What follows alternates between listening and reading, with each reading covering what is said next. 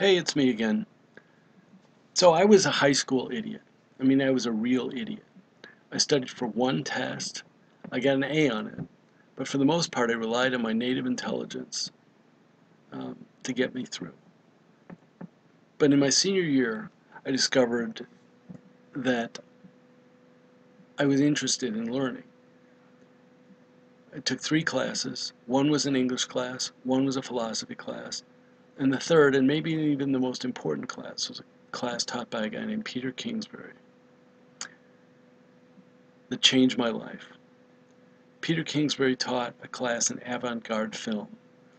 And as I said yesterday, I wanted to discuss the role of the avant garde in my construction of Poker Tales. So this post is dedicated to Peter, and I hope you like it. So Peter made me watch a large array of films, including the World War II epic Alexander Nevsky, which you can see in the playlist that follows, Juliet of the Spirits, David Lynch's Grandmother, as well as a 15-minute film in which nothing happens in a static shot of fog, as well as another static shot of flowing water. I started out being amused at the folly of Peter's taste, but he placed it in the category of the absurd, and I always liked trying new things. In fact, when I got to college the second time, I went to see David Lynch's Grandmother with the woman I was dating, who turned out to be my future wife. And afterwards, I explained it to her and her friend, who were as mystified as I was in high school, about what was happening. Because by that time, I'd learned to explain rationally what I saw in film. And she was impressed by that. So before I get to my Poker Tales, a bit of history of the avant-garde cinema is in order. For those of you who are not familiar with the avant-garde experimental cinema, you should watch the Avant-Garde Experimental Film Part 1, which I posted below. I actually agree with the position taken around minute 3 in that film, that experimental film is no longer an experiment. It's become a genre to itself. My Poker Tales raises questions about the stability of avant-garde works. But those questions come from a rational point of view. If you want to understand my point of view, watch Why People Object to Avant-Garde Cinema by Amos Vogel to find out why. He says he's interested in being shocked, and so am I, but it's been a long time since anything in avant-garde cinema shocked me. You can look at the next movie in the playlist, in which a woman is in a bath and she starts bleeding black in a milk white bath. But that's not really shocking after having watched so many avant-garde films for so long. There's not much more in avant-garde film in general that's more shocking than Brunel and Dali's famous work on Chien Andalou, in which a woman gets her eyeball sliced. Well, not quite. It gets sliced by, but they cut away before they actually do any slicing. Modern horror film like this scene from the scene that I placed after that from the modern horror film The Texas Chainsaw Massacre shows what they do not, and what they show is extremely brutal, extremely graphic. But is it shocking? It's not. What happens to people who have to go beyond what's gone before, they have to go and do nastier and nastier things to people. And for me, that's not the only way to move forward in life.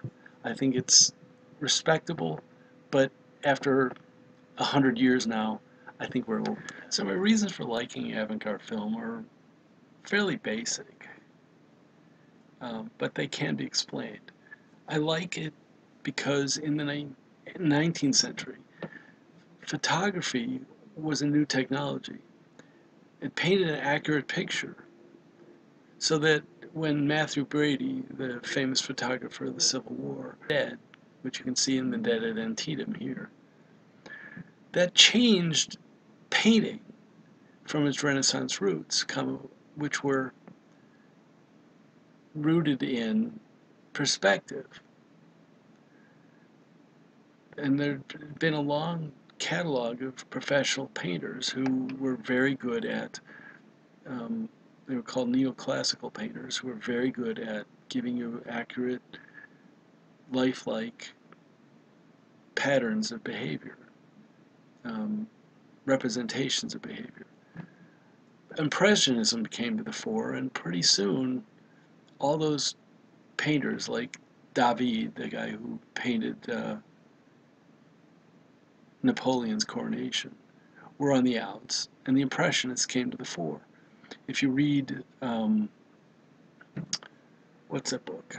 The Swan's Way by Marcel Proust, you get a really good impression of the Impressionists and how they came into the fore. That's off the subject. Cubism continued the breakup of perspective from the perspective of the classicists of the late 18th and early 19th century. And they did it because in the late 18th century and early 19th century, Romanticism had come to the fore, and Romanticism thought that reason,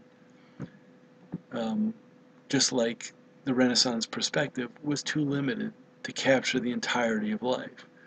People like Herder and Goethe got rid of the rational allegory for a more complete symbol.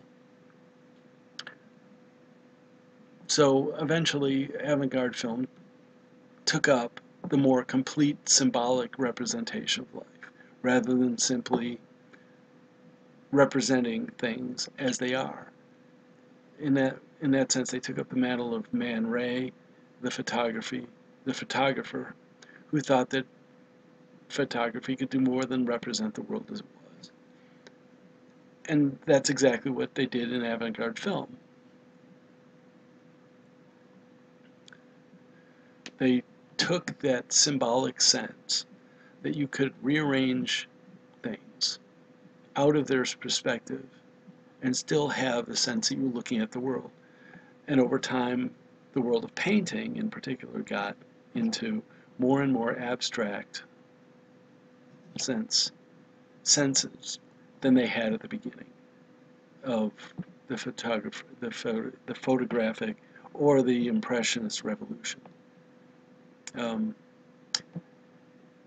That revolution came about because art thought they could capture more of life than the rational life that the Enlightenment had thought was the end of all art. So that's what I attempted to explain to my girlfriend 30 years ago, that aesthetic film was a stylistic attempt to break all boundaries. The problem I had when I began thinking about writing my own work of art was I really going to copy a style that people have been copying for 100 years? If you look at the last piece of the playlist that is attached to this video, you'll find that I talk, there's a, in that video, there's a picture of an American flag. That American flag is a representation of the American flag, of course, but it's also a representation of Jasper John's, what I might call a postmodern pop art representation of the American flag. And those things come up all the time in cinema, in avant-garde cinema. People are copying other people's works. And my question was always, is that something that is really original? Or has it, and this is what I actually think, has it become itself derivative? And so that was one of the things I wanted to find out an answer to before I started writing. And that is what I did in my work.